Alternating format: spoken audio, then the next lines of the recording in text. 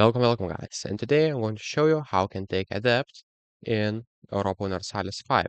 So what you'll need to do is simply go to the diplomacy right here. After that, click on economy actions.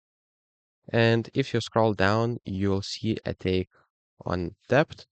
And if you have this, just select a country and you'll need to have a diplomat.